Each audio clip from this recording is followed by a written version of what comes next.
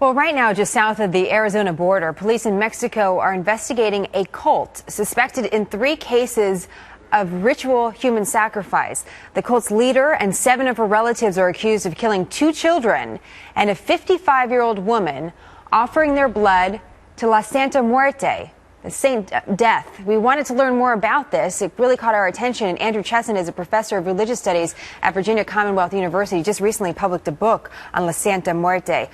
Dr. Chesnut, what is this cult all about? This cult basically is about the worship of Santa Muerte, Saint Death, who is a Mexican folk saint and basically personifies death. If you look at her, in fact, I have a votive candle of her. You see that she is the female image of the Grim Reaper. In fact, in my book, I call her the Grim Reaperess.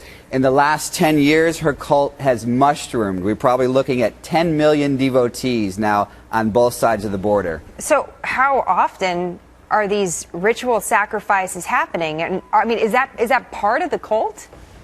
No.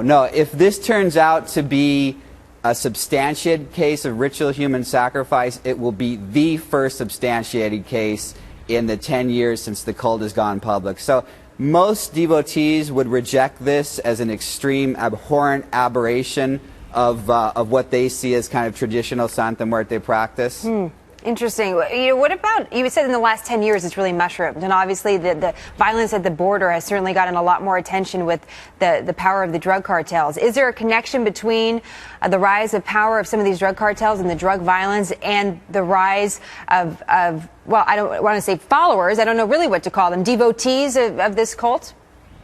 Yeah, devotees is a good, definite connection. In fact, that's what prompted me to start the research for my book, is that in 2009, President Calderon in Mexico sent in the Mexican army with backhoes, bulldozers, and bulldozed over 40 Santa Muerte shrines on the U.S.-Mexican border, mostly across from Texas and California. So she's been identified by the Mexican government as religious enemy #1. And this is because, yes, she is the patroness of many in the Mexican drug cartels. It's very interesting. It's a story we'd like to continue to watch here on Happening Now. Dr. Chesnut, thank you so much for joining us. We look forward to having you back. My pleasure, Jenna. Thank you. My pleasure. Wow, Thank it's you. quite a story. We'll have more.